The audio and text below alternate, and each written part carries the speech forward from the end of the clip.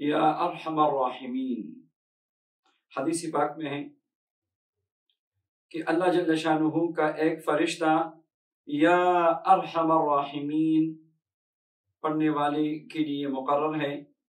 جو بندہ 3 مرتبہ یا ارحم الراحمین پڑھ کے اللہ کو پکارتا ہے تو فرشتہ اسے جواب میں کہتا ہے ارحم الراحمین ذات تیری طرف متوجہ ہے، مانگ جو مانگنا ہے۔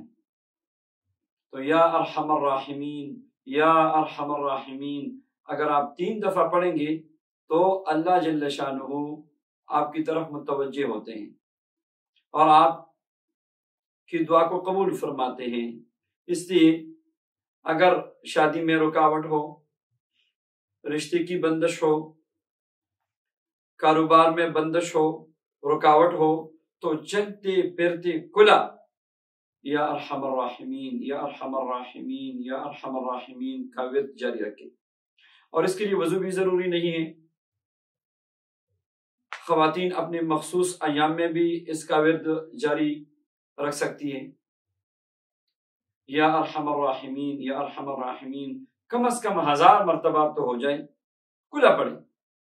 آپ دن میں جتنا بھی پڑھ سکتے ہیں، رات میں جتنا بھی پڑھ سکتے ہیں پڑھیں، تو انشاءاللہ چند دن میں اللہ جل شانہ غیب سے مدد فرما دیتے ہیں۔ یہاں تک کہ اگر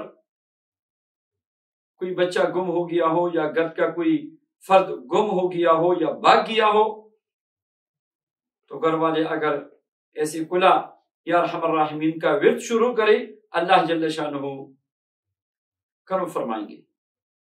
اگر کوئی قید میں ہے اور قیدی خود یا ان کے لیے گھر والے پڑھنا شروع کرے اور یا ارحم الراحمین کلا پڑھے، چند دن میں اللہ جل شانہ قید سے خلاصی کا سبب بنائیں گے۔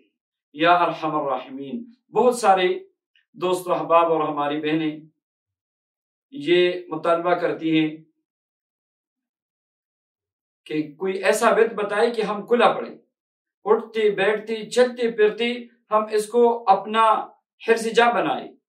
تو یہی مبارک کلمہ ہے یا ارحم الراحمین یا ارحم الراحمین، اس کو کلا پڑھیں جتنا پڑھ سکتے ہیں، اور کسی بھی حاجت کے لیے پڑھیں جو میں نے بیان کی۔ اس کے علاوہ بھی جتنی بھی آپ کی حوائج ہے، جتنی پریشانیاں ہیں، مشکلات ہیں، بندشیں ہیں، رکاوٹیں ہیں، یا ارحم الراحمین کلا پڑھیں۔